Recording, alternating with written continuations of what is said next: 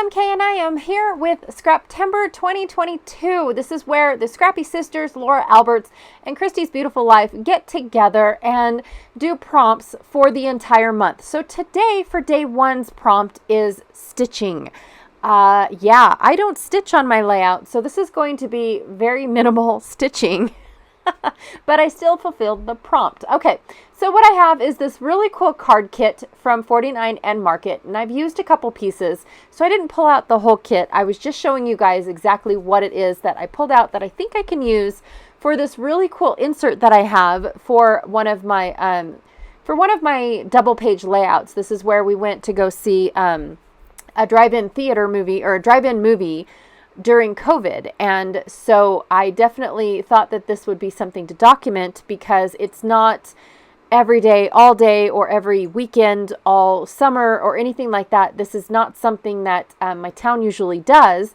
I was hoping that they would keep doing it, but they really don't. So I wanted to definitely document all the photos that I took of this, and this little insert is the last one that I have. So what I'm going to be doing is I have ripped off one of my envelopes to get my, I don't know what that's called, rainbow stripes off of it. And I really wanted to use that portion that's ripped on one of my little 6x4 layouts or 6x4 pockets. And then I wanted to take the entire envelope and trim it down so it is also a full 6x4. But I wanted to make sure that I had enough envelope to make the whole pocket. So I'm going to go ahead and just trim them down to where I know I have too much and start from there. Now what I'm going to do is briefly just trim down my photos. Now here, because I want the paper to be like visible, normally for pockets like this, especially when I have way too many photos and whatnot, I go ahead and I just back them with a pretty paper that I don't mind covering up and only seeing a small border of, and that's it, I'm done. But for this one, I really wanted to trim off the dead space because I had a lot of dead space to trim off, and it still told my story, even though I left a lot of dead space still there.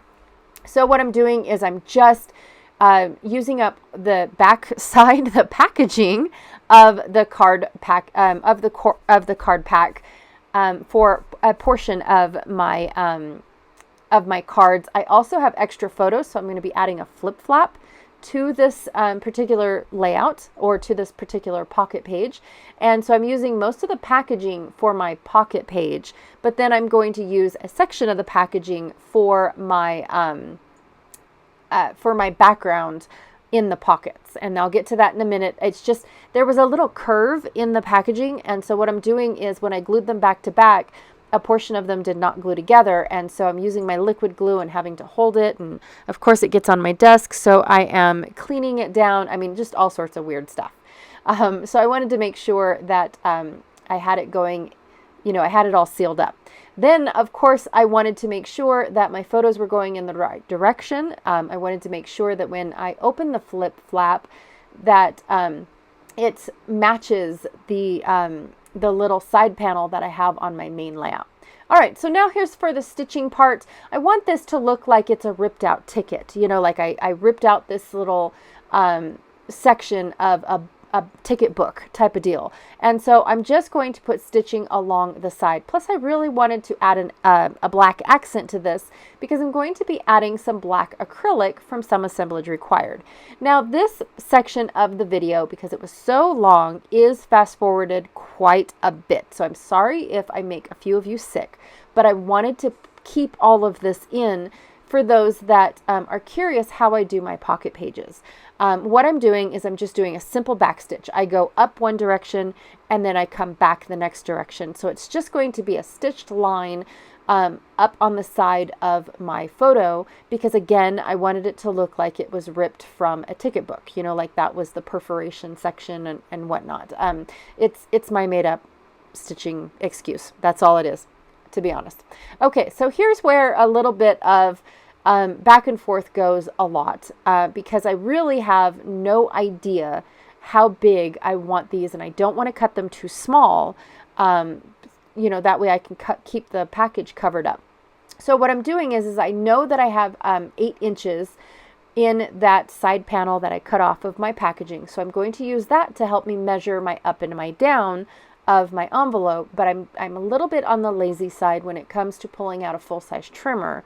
So I have to keep cutting a little bit here, a little bit there, but I'm going to glue my envelope together because I know that the upper portion is not 4 inches, and eventually I need to cut it in half at 4 inches once I get an 8-inch envelope, you know, an 8-inch panel, I should say. So I just keep trimming back and forth, because I want to make sure that everything is all lined up, and I finally get it. I'm going to take my washi tape off of the 2 side panels, but I'm going to leave the washi tape on the other side until I get my 2 panels glued to the other side, and then I'm going to rip up that washi just so it's not seen, because of course it didn't match. So now I'm just trying to remember which way my photos went. I've got them all jumbled up now, so I couldn't remember exactly which way. I put my panels on backwards, so now I have to put them on the right way. I mean, it's one of those things that is all, it's all upsy downsies and all that good stuff. So, and then of course I put my panels upside down because when you open the flip flap, I wanted the colors to match on the colors on my flap. I wanted them to match the opening of, you know, when I opened it up, so they back to back matched. And then that way it looked like it was one continuous piece of paper. And then when it's closed, it's got the same pink, orange, and yellow down at the bottom. So it still looks like it matches even though it's closed. So that was my thought process there. A little bit more stitching. I'm going to go ahead and do that back stitch all the way around both of these panels so I have a nice square. And then I did leave a bunch of mess on there to make it look like it's grungy, but not a whole lot. I've got some open gaps on this side, and that was just due to the starts and stops of where I started and stopped my my stitching and whatnot, which I think adds character. I am okay with how that looks. But now I don't like that little seam, which you can't really see it with the photos on there, but I can see it up close and personal. So where I added the panel to the back of my envelope, I have a little seam and I don't like it. So I'm going to try to cover it up using this washi tape that is also from 49 and Market. And I'm just going to match the color. So I've got a little stripe of green. So now I'm going to lay my green ticket down first and make sure that it is, you know, lined up. I want it to overlap so that way you get that cohesive single page look. And then of course I'm going to add my yellows and my oranges, my peaches, my pinks, and my reds, just to make sure that it all looks, you know, matchy-matchy with the rainbow on the other side, you know, the rainbow swoosh or whatever. Yes. So when it comes to the thread, I'm going to go ahead and use my X-Acto knife and cut it up. That way I can put that gap and then put it above the thread too. So that way it looks like I stitched right on top of it, even though I didn't. And I'm going to do the same thing on the bottom. Now I know that I just used a whole bunch of the washi underneath a photo that's never going to be seen. My problem with keeping it, or, you know, saving it for later, yes, I could have put it on a white piece of paper, cut it out, and called it as an embellishment. Yes, I could have done that. I did not want to do that because of the fact that they're not really colors that I go for all the time, so I felt like they were going to stay in my stash forever. So I just went ahead and I added them on there and knew I was going to cover them up. All right, so now I'm going to work on the other side before I start putting my acrylic on, because once I start adding my acrylic, it's going to start getting wobbly and bulky. I do end up checking to make sure that the pocket can handle the acrylic before I start putting acrylic on my pockets like this, because sometimes the pockets are a little too tight and you end up ripping the seams when you try to put something bulky like this within a pocket page. So make sure that your pocket can handle these bulky acrylic pieces or wood pieces or anything like that before starting a project like this, just to let you know. I also have those round sticker sheets. Now the sticker sheet is just like supposed to be the envelope closures, but I really like how they really go well with my rainbow theme. And if you've watched my other videos, I've done 4 other videos of the inserts and the double page layout that I created for this particular what is it called? Drive-in event. I know. I just, like I said, I didn't think we were ever going to do this again, so I wanted to make sure that I had a blast documenting it. That was the only reason why I went all out like that. If this was an everyday event, it probably would have only been one page and good to go. But because I felt like it was a one and done, I really wanted to oversize. But anyways, if you have watched the others, you'll see that I used bright, beautiful rainbows because all of my photos are uber super dark. That is my go-to for lightening and brightening a dark photo like this. It really makes the photo pop and stand out and whatnot. Okay, so now I'm just trying to figure out to see whether or not I have my photos on the correct way. Make sure that my photos are placed in the pocket, in the flip flap the correct way, so that way when it is attached, it flaps the right way. The photos aren't upside down, anything like that.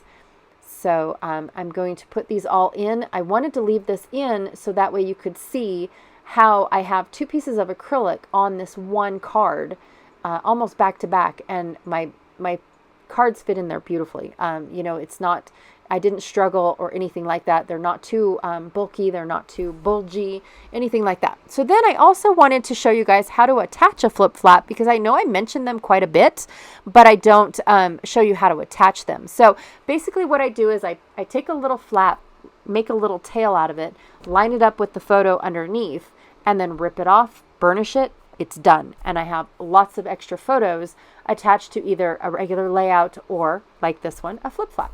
I also have washi tape along the side of my smaller pocket, because these smaller pockets aren't meant for 12 by 12 albums. So what I do is I take washi tape and a hole punch and I create my own holes, so that way I can put these in my 12 by 12 album. All right, you guys. Thank you so much for hanging out with me today. I really, really, truly appreciate it. All of these videos, so instead of having several links down below so you guys can watch who else is playing along with Scraptember's prompts, there's actually just going to be a playlist. And within that playlist, you can see who all is playing along every day or just some of the days. So check back in every day on that playlist and take a look and see what is going on and how other people are using stitching for today. All right, thank you so much, and I will check y'all later.